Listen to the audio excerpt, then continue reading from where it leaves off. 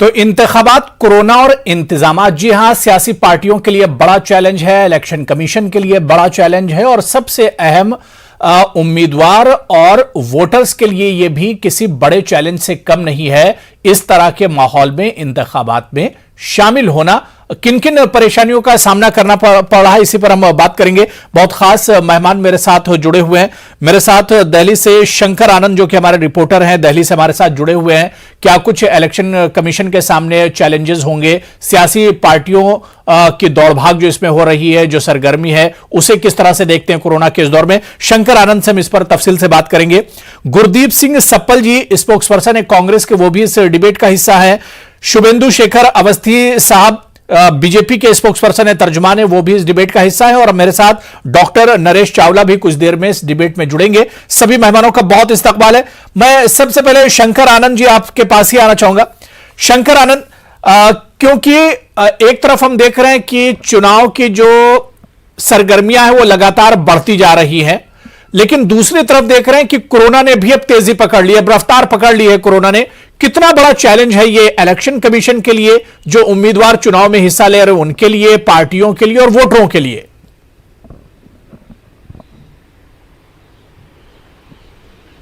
निश्चित तौर पे देखिए, ये चैलेंज एक आम आदमी के लिए भी है, केंद्रीय चुनाव आयोग के लिए भी है और इसके साथ ही जो लोग उम्मीदवार हैं उनके लिए भी है। क्योंकि उम्मीदवार की जो मुश्किलें हैं इस बात के लिए कि वो जनता जनार्दन के बीच जाएंगे। आम लोगों की बात है कि अगर भीड़ होता है, अगर क्राउड होता है कहीं पे भी, तो वो उससे संक्रमित होंगे। और अगर बात करें चुनाव आयोग की, अगर आम लोग भी और अगर उम्मीदवार अगर संक्रमित होते हैं तो निश्चित तौर पर सवाल कहीं न कहीं घूम फिर के एक दबी जुबान से चुनाव आयोग से भी पूछा जा सकता है। उससे भी कहा जा सकता है कि जिस तरह से बखत, हालांकि चुनाव आयोग ने पहले से इस मामले में जो गाइडलाइंस जो है वो तय कर दिए हैं, उन्होंने इस मामले में पहले से एक रूपरेखा तैयार कर दिया है कि अब वर्चुअल रैली होगी, लोग ज़्यादा इकट्ठा नहीं होंगे। और रैली के लिए बाकायदा जो एक वक्त जो उन्होंने निर्धारित किया कि भाई आप बहुत सारी जो ऐसी पाबंदियां भी लगी कि रात में 8 बजे से लेकर सुबह 8 बजे तक आप ना मिल सकते हैं, ना रैली कर सकते हैं, ना ही साइकिल यात्रा कर सकते हैं, ना कोई बाइक रैली कर सकते हैं। तो शुरुआती दौर पर इलेक्शन कमीशन के द्वारा बहुत ही एक सफल और एक बढ़िया कदम उठाया गया है। लेकिन आम लोग क्या इसको पालन करेंगे? अगर चुनाव का जो माहौल होता है, चुनाव एक कहा जाता है कि भारतीय लोकतंत्र का एक सबसे बड़ा पर्व होता है, तो उस पर्व में सम्मिलित होने के लिए जो इस तरह से लोग निकलते हैं बाहर, खासतौर पर अगर उत्तर प्रदेश की बात कर ले या पंजाब की बात करें, तो पहले से ही वहां पर लोगों के द्वारा देखा जा रहा था कि लोग जो है रुकते नहीं, चाहे वो किसी भी पार्टी से जुड़े हुए होते हैं या वो अपने नेताओं के लिए निकलते हैं। तो अगर निकलेंगे तो क्या इस बात की कोई गारंटी है कि वो संक्रमित नहीं होंगे? अगर संक्रमित होते हैं तो क्या वो जिस तरह से वो अपने परिवार कहें या आस पड़ोस की बात करें या नेताओं के साथ संपर्क में, तो कहीं ना कहीं वो संक्रमण का जो दर है वो बढ़ेगा। और जिस तरह से अभी राजधानी दिल्ली की बात करें तो राजधानी दिल्ली सबसे महत्वपूर्ण पॉइंट होने वाला है, जहां पे सबसे ज़्यादा संक्रमण होने की एक संभावना जताई जा रही है। क्योंकि एक तरफ देखा जाए पंजाब हरियाणा जो है वो पास में है, तो दूसरी तरफ देखा जाए उत्तर प्रदेश और उत्तराखंड भी पास में है। यानी कि दोनों तरफ से देखा जाए कि अगर यहाँ से लोग आएंगे जाएंगे या पंजाब से भी आना जाना होगा तो संक्रमण का दर यहाँ पे ज़्यादा बढ़ सकता है। और अभी जो है अगर देश में की बात करें तो अभी देश में ओमिक्रॉन से जुड़े हुए जो संक्रमण है उसमें दिल्ली का स्थान तीसरा है। सबसे पहला नंबर पे महाराष्ट्र का नंबर आता है, उसके बाद राजस्थान, उसके बाद राजधानी दिल्ली का। तो एक तरह से कह सकते हैं कि अभी ओमिक्रॉन के जो नतीजे आ रहे हैं उससे उनका जो संक्रमण दर है उस वायरस का वो काफी बढ़ता जा रहा है। बिल्कुल शंकर, यानी एक तरफ कोरोना का खतरा लगातार बढ़ता जा रहा है, कोरोना ने रफ्तार पकड़ ली है और रोजाना आप केसेस देखिए तो तेजी से केसेस मल्टीप्लाई होते जा रहे हैं। लेकिन दूसरी तरफ चुनाव है कि ये अमल भी एक तरह से करना जरूरी है जमहूरियत के लिए, सरकारों के लिए। तो किस तरह की परेशानियों का सामना करना पड़ेगा? मेरे साथ डॉक्टर नरेश चावला जी, नेशनल ज्वाइंट सेक्रेटरी हैं इंडियन मेडिकल एसोसिएशन के, वो भी इस डिबेट में जुड़ चुके हैं। डॉक्टर नरेश चावला जी, सर आपका भी बहुत इस्तकबाल है न्यूज 18 उर्दू में। मैं गुरदीप सिंह सप्पल जी आपके पास आना चाहूंगा। सर, कोरोना के दौर में हमने देखा कि वेस्ट बंगाल के चुनाव हुए, कई स्टेट के चुनाव हुए, लेकिन अब फिर कई स्टेट के चुनाव आ रहे हैं जिसमें यूपी पंजाब के चुनाव भी शामिल हैं। लेकिन कोरोना की रफ्तार बढ़ती जा रही है। किस तरह के चैलेंजेस आप लोगों के सामने हैं? जिस तरह से आप लोग आवाम से जाकर मिलते थे, उम्मीदवार घर घर जाते थे और मिलते थे, इन तमाम चीजों पर एक तरह से एक रोक है। वर्चुअल रैली अब करेंगे, अब आवाम के सामने आप अपनी बात खुले तौर पर नहीं रख पाएंगे, वर्चुअल या डिजिटल मोड में ही बात करेंगे। तो इसका किस तरह से इसका असर पड़ेगा चुनाव पर?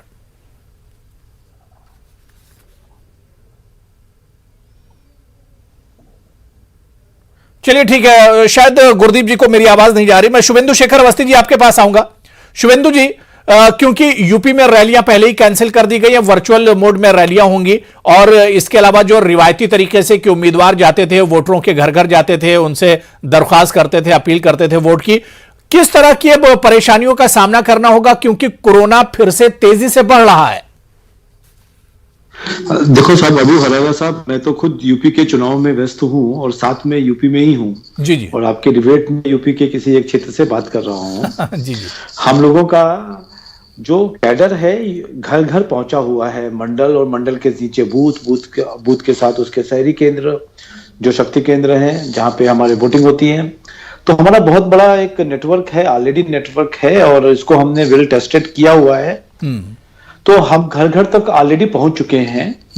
और ये बात अलग है कि बड़ी रैली नहीं हो पा रही है, हमारे कुछ नुक्कड़ सभाएं नहीं हो पा रही हैं, पर हमारे जितने भी जो जिनको टिकट मिलना है, जो लोग कैंडिडेट्स हैं, जो संगठन के लोग हैं, वो लोग जा रहे हैं और 2-2, 4-4, 5-5, 7-7 लोगों की जो मीटिंग्स हैं उसको वो मैनेज कर रहे हैं।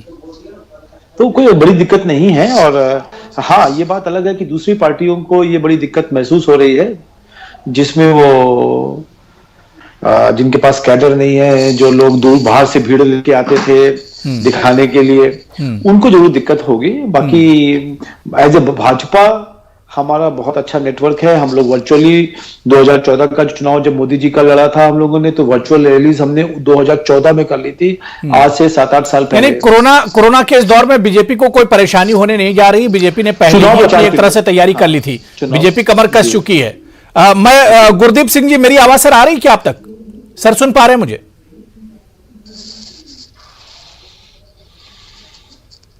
गुरदीप सपल जी, मेरी आवाज आ रही है आप तक? चलिए ठीक है, गुरदीप जी को मेरी आवाज नहीं जा रही। मैं डॉक्टर नरेश चावला जी आपके पास आना चाहूंगा। सर, चुनाव कराना भी बहुत जरूरी है, लेकिन कोरोना का यह खतरा, जिसे डॉक्टर्स और आप लोग ही कह रहे हैं कि बहुत बड़ा खतरा है, WHO ने कहा कि ये एक तरह से सुनामी है कोरोना के आने वाले दिनों में। और जिस तेजी से मुल्क में सर हम देख रहे हैं कि पिछले 3-4 दिनों में ही कितनी तेजी से कोरोना के केसेस बढ़े हैं, तो सर चुनाव भी जरूरी है, लेकिन कोरोना के इस खतरे से बचना भी है। क्या कुछ एहतियात बरतनी होंगी सियासी पार्टियों को, उम्मीदवारों की, और खासतौर से वोटर्स को? देखिए, इस बात में कोई शक नहीं है कि जब एक बार बात इलेक्शन कमीशन ने स्पष्ट कर दी कि इलेक्शन तो होंगे ही, so somehow politics has prioritised over health. और जहां तक मैं हेल्थ की बात करूं तो सच्चाई यह है कि दिल्ली में कल 27-28 हजार केस थे और ऑल अक्रॉस इंडिया कल 2.5 लाख के आसपास केस थे। और ये इतने यहां तक सीमित नहीं रहेंगे, अभी तो ये बहुत बढ़ेंगे। और मैं आपको बता दूं, टेस्टिंग जो हो रही है वो टेस्टिंग जो गवर्नमेंट कर रही है, रैपिड एंटीजन टेस्ट या RT-PCR, उसके अलावा लोग बाग अपने घर में बैठ के भी किट से कर रहे हैं, वो तो रिपोर्ट ही नहीं हो रहा। तो आप ये मान के चलिए number of cases is much higher. लेकिन ये एक चीज बड़ी स्पष्ट सी है कि जो ओमाइक्रॉन वायरस, जो इस टाइम प्रीडोमिनेंट वायरस है, वो बहुत ज्यादा खतरनाक नहीं है। लेकिन ये भी स्पष्ट है, अगर इतने ज्यादा केसेस होंगे तो जो हमारे सीनियर सिटीजन्स हैं, जो 60+ वाले हैं या जिनको कोमोबिलिटीज हैं, उनके हॉस्पिटल एडमिशन जरूर बढ़ेंगे। तो अभी तो हम ये क्योंकि हमने दूसरी वेव देखी थी जिसमें हमने सब कहर देखा है, जितना कोई बुरे से बुरा हो सकता है। तो अब हमें डर लगता है कि केसेस इतने ज्यादा ना हो जाएं कि उसमें से अगर 10% को भी हॉस्पिटल एडमिशन की जरूरत पड़नी शुरू हो गई, तो मेरे हिसाब से पूरे हिंदुस्तान में शायद, वैसा तो नहीं कहूंगा कि सेकंड लहर जैसा हो सकता है या हो जाएगा, लेकिन हमें उसका इंतजाम पहले से करना पड़ेगा। तो एक तरफ लोगों को मेरी एक ही सलाह है, चाहे वो पॉलिटिकल पार्टीज हैं, चाहे वो रैली वाले हैं या कोई भी हैं, कि आप भीड़ भाड़ मत कीजिएगा। वर्चुअल रैलीज परमिट कर दी गई हैं और शायद पॉलिटिकल पार्टीज कर भी रही हैं, दूसरा, आम जन चाहे वो रैली में शामिल नहीं भी है, वो भी कोरोना अप्रोप्रिएट बिहेवियर फॉलो करे, घर से जबरदस्ती ना निकले, घर से निकले तो हमेशा मास्क पहन के निकले, झुंड में ना जाए, सोशल डिस्टेंसिंग करे, और सबसे इंपॉर्टेंट अपने हाथों को सैनिटाइज करे, क्योंकि ये जो वायरस है ओमाइक्रॉन, ये पिछले डेल्टा और डेल्टा प्लस के मुकाबले में तकरीबन 5 से 7 गुना ज्यादा इन्फेक्शियस यानी कि फैलता है। और हमें डर इस बात का है कि अगर केसेस, पिछली बार हमारी केसेस 5 लाख से नीचे रुक गए थे, लेकिन इस बार जितनी स्पीड दिख रही है ये उससे कहीं ज्यादा होने वाले हैं। ये शायद 8 होंगे या 10 लाख होंगे या 7, हमें नहीं मालूम, लेकिन हमें डर इस बात का लगता है कि इनमें से जितने परसेंट ऑफ केसेस को हॉस्पिटल एडमिशन या ऑक्सीजन बेड या आईसीयू की जरूरत पड़ गई, तो वैसा हाल ना हो जाए कि लोगों में फिर एक बार दोबारा से पैनिकीनेस आ जाए और वही शॉर्टेजेस शुरू हो जाएं। उसका डर है और शायद अगले 1-2 महीने रह सकता है।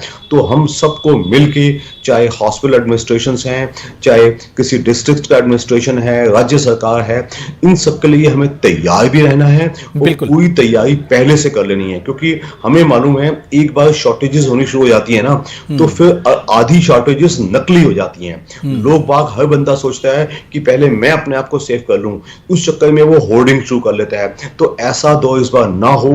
हम सब बिल्कुल, जाहिर सी बात है कि खतरा बहुत बड़ा और बहुत तेजी से चीजें बढ़ रही हैं, तो ऐसे में तैयारी भी इसी हिसाब से होनी चाहिए। इस पर डॉक्टर साहब हम आगे भी और बात करेंगे। मैं शंकर आनंद आपके पास आना चाहूंगा। शंकर आनंद, जिस तरह से इलेक्शन कमीशन ने शेड्यूल का ऐलान तो कर दिया है, तारीखों का ऐलान कर दिया है, इलेक्शन कमीशन के प्रिकॉशन किस तरह से लेना है, किस तरह से तैयारियां करनी है, ये तमाम चीजें इलेक्शन कमीशन के माइंड में भी चल रही होंगी। और अगर हम हेल्थ मिनिस्ट्री की बात करें, इलेक्शन कमीशन की बात करें, तो इनका तालमेल किस तरह से है, क्योंकि तमाम चीजें जो हैंडल होनी वो दिल्ली से ही होनी है।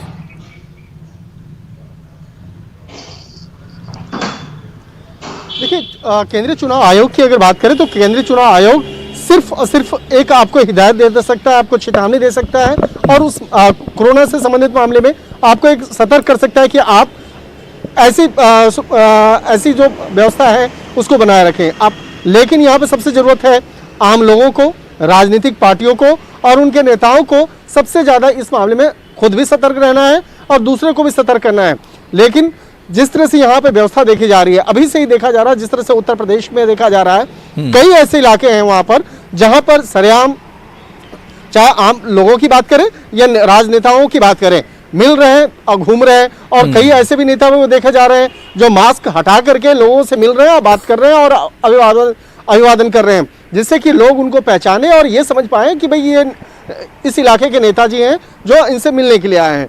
तो यहाँ पर कहीं न कहीं जब आप ऐसी जो एक लापरवाही आप करते हैं, तो कहीं न कहीं एक न्योता देते हैं इस तरह के संक्रमण के मामलों को, क्योंकि यहाँ पे कई ऐसे मामले देख रहे हैं। लेकिन यहाँ पर अगर चुनाव आयोग की अगर बात करें तो चुनाव आयोग ऐसे मामले में किस तरह से ठोस कार्रवाई कर सकते हैं, ये देखना महत्वपूर्ण होगा। लेकिन वहाँ पर अगर बहुत ज़्यादा, अगर नियम कानून की बात करें तो बहुत ज़्यादा कार्रवाई आप नहीं कर सकते हैं। लेकिन यहाँ पर सतर्कता से संबंधित जो मसले हैं वो आम लोगों को बताना होगा, लोगों को सतर्क करना होगा।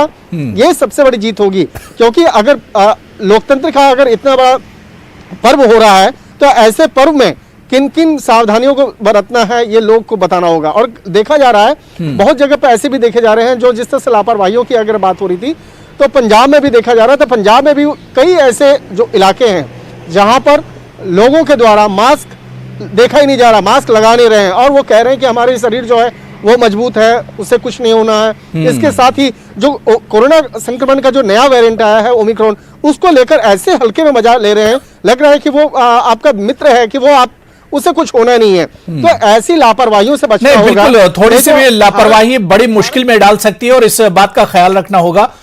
इलेक्शन कमीशन ने तो अपनी जगह जो तैयारियां हैं वो की हैं, लेकिन आवाम को खुद अपनी एहतियात खुद से करनी होगी। मैं गुरदीप सिंह सप्पल जी, सर मेरी आवाज आ रही है सर आप तक? गुरदीप जी मुझे सुन पा रहे हैं सर? मुझे केवल अपना नाम सुनाई दिया, सॉरी।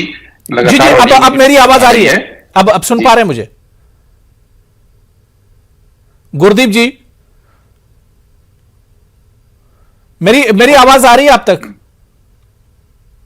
चलिए ठीक है, कुछ टेक्निकल प्रॉब्लम आ रही है। मैं शुभेंदु शेखर अवस्थी जी आपके पास आऊंगा। शुभेंदु जी, इलेक्शन कमीशन की जो जिम्मेदारी है, ये जो तैयारियां हैं, क्योंकि इलेक्शन कमीशन खुद समझ रहा है कि कितनी बड़ी परेशानी, कितनी बड़ी मुश्किल या कितना बड़ा चैलेंज है जो कोरोना का है, क्योंकि केसेस तेजी से बढ़ रहे हैं। और ऐसा नहीं कि इलेक्शन कमीशन ने मेडिकल या उस एतबार से नहीं देखा होगा, तमाम चीजें इलेक्शन कमीशन ने भी अपने सामने रखी होंगी और उसके बाद इतना बड़ा डिसीजन लिया गया है। अब इलेक्शन जो सियासी पार्टियां हैं उनकी क्या कुछ जिम्मेदारी बनती है, क्योंकि एक मुश्किल दौर से मुल्क गुजर रहा है, लेकिन चुनाव कराना भी बहुत जरूरी है। तो ऐसे में जो सियासी पार्टियां, उनकी जिम्मेदारी क्या है?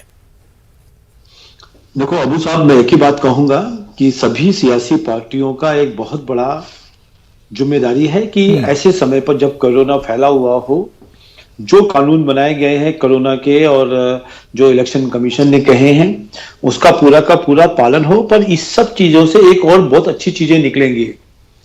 मेरा ये कहना है कि ये कोरोना का पीरियड है और हमने यदि ये इलेक्शन अच्छी तरीके से लड़ लिया तो आने वाले जितने भी इलेक्शन होंगे। शुभेंदु जी, देखिए वेस्ट बंगाल में क्या हुआ था, सेकंड वेव चल रही थी और उस वक्त बंगाल में चुनाव हुए थे और चुनाव के बाद देखिए नतीजे किस तरह से आए थे, कितनी तेजी से वहां पर केसेस आना शुरू हुए थे।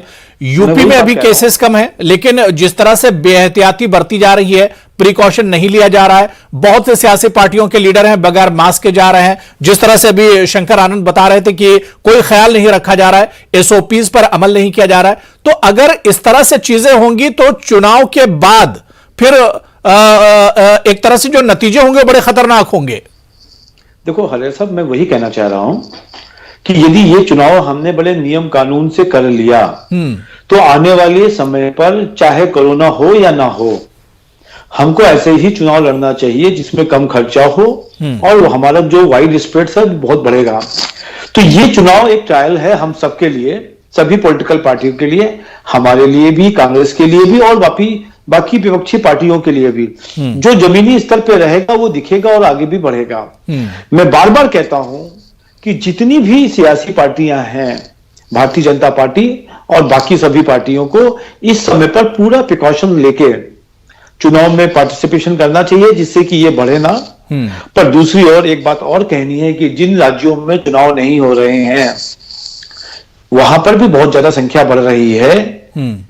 जैसे महाराष्ट्र में कोई चुनाव नहीं हुए 3 सालों में, सबसे नंबर 1 पे कोरोना में रहता है।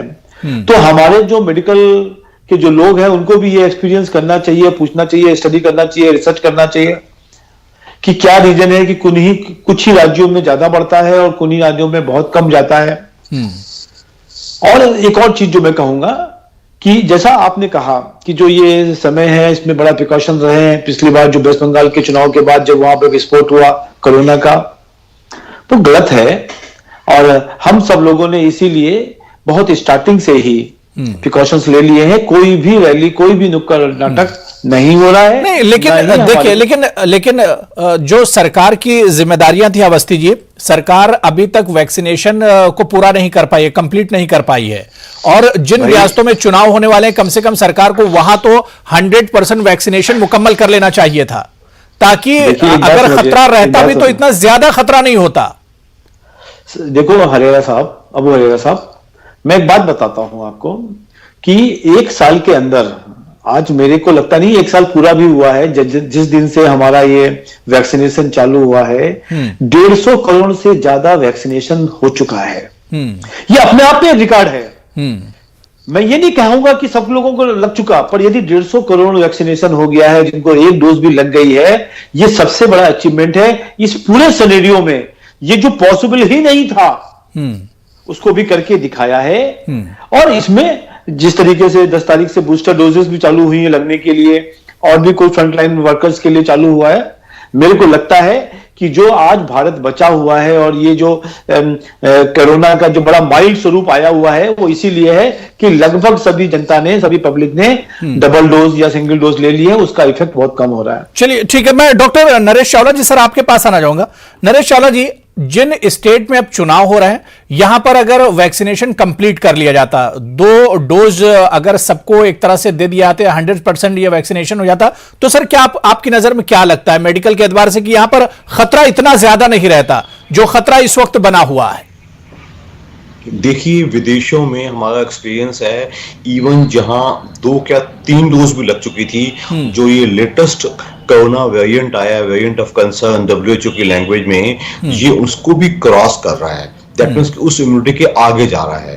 तो अभी जो हमारे हाथ में है वो इतना ही हमारे हाथ में है कि जो स्टेट्स मतलब कि इलेक्शन होने जा रहे हैं, वहां तो जो एलिजिबल लोग हैं उनको पूरा वैक्सीनेशन किया जाए।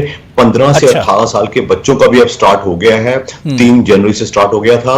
और जो ये 10 जनवरी से जो बूस्टर डोज या जो प्रिकॉशनरी डोज है वो भी शुरू कर दी गई है। उसमें अभी तक तो सिर्फ फ्रंटलाइन वर्कर्स, जिसमें कि जर्नलिस्ट भी आते हैं, म्युनिसिपैलिटी वर्कर्स भी आते हैं, और साथ में पुलिस वाले भी आते हैं, और हमारी सबसे इंपॉर्टेंट हमारे कोरोना वॉरियर्स, जिसमें डॉक्टर्स, नर्सेज और पैरामेडिकल स्टाफ, और तीसरी कैटेगरी सबसे इंपॉर्टेंट वो जो कि 60 इयर्स प्लस वाले लोग हैं जिनमें के कोई बीमारियां हैं। ये तो अभी तक का है, लेकिन हमारे विचार में अगले 2-3 हफ्तों के अंदर अंदर इससे जो दूसरे लोग हैं जो कि इस कैटेगरीज में नहीं आते, उनका भी प्रिकॉशनरी डोज शुरू होना चाहिए। मेरे विचार में जहां जहां इलेक्शंस हैं वहां उन सबको प्रिकॉशनरी डोज जरूर मिलना चाहिए, ताकि अननेसेसरी बीमारी ना फैले। नहीं, बिल्कुल, जहां जहां इलेक्शन है वहां पर सरकार को खास ध्यान देना होगा, ताकि जो खतरा है वो खतरा कम से कम हो, खतरा बढ़ने ना पाए। मैं गुरदीप सिंह जी, सर बहुत माजरत के साथ, मुझे सुन पा रहे हैं क्या आप? मेरी आवाज आ रही है? हाँ, फाइनली अब आ रही है। जी जी, बहुत अच्छा। गुरदीप जी, अब वक्त कम बचा है, कोरोना का खतरा लगातार बढ़ता जा रहा है, लेकिन यूपी, पंजाब और कई स्टेट में चुनाव है। ऐसे में खतरा और ज्यादा बना हुआ है कि चुनाव के सामने सियासी पार्टियों और खासतौर से बीजेपी के जो स्पोक्स पर्सन है, उन्होंने कहा कि बीजेपी ने तो पहले से तैयारी कर ली थी, हम घर घर पहुंच चुके हैं, लेकिन अब वर्चुअल रैलियां करनी है, घर घर आप जा नहीं सकते हैं, उम्मीदवार वोटर से मिल नहीं सकते हैं। तो कितना बड़ा चैलेंज होगा यह कांग्रेस के लिए कोरोना के दौर में चुनाव?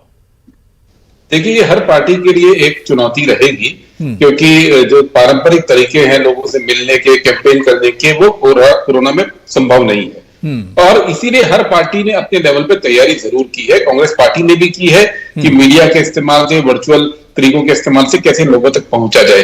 लेकिन यहाँ पे जरूरी ये है कि इलेक्शन कमीशन का रोल भी आता है, क्योंकि इलेक्शन कमीशन की एक जिम्मेदारी है कि लेवल प्लेइंग फील्ड, कि सबके लिए समान एक अवसर प्राप्त कराया जाए। ये उसकी कॉन्स्टिट्यूशनल एक रिस्पॉन्सिबिलिटी है, संवैधानिक उसकी जिम्मेदारी है। और अभी तक हमने कोई गाइडलाइन नहीं देखी है इलेक्शन कमीशन की ओर से कि वर्चुअल जो कैंपेन है उसमें किसी एक पार्टी को या किसी एक नेता को कोई ज्यादा एडवांटेज नहीं मिले, इसकी कोई अभी तक गाइडलाइन नहीं आई है। और ये इलेक्शन कमीशन की जिम्मेदारी बनती है अब कि नई परिस्थिति में लोकतंत्र की जरूरत के हिसाब से चुनाव तो होने ही है, चुनाव तो आप टाल नहीं सकते हैं, लेकिन उस चुनाव में सबको बराबर का मौका मिले। और जो मैल प्रैक्टिस है, डिजिटल मैल प्रैक्टिस, जिसमें बीजेपी बहुत ज्यादा उसने पिछले हाल के सालों में दिखाया है कि डिजिटली मैल प्रैक्टिस के लिए वो जाने जाते हैं, उस पर कैसे चेक लगेगा, ये इलेक्शन कमीशन से अब उम्मीद है। नहीं, चलिए, बहुत बहुत शुक्रिया, काफी देर से आप हमारे साथ जुड़ पाए, टेक्निकल प्रॉब्लम रही। गुरदीप सिंह जी, बड़ी अच्छी बातचीत हुई।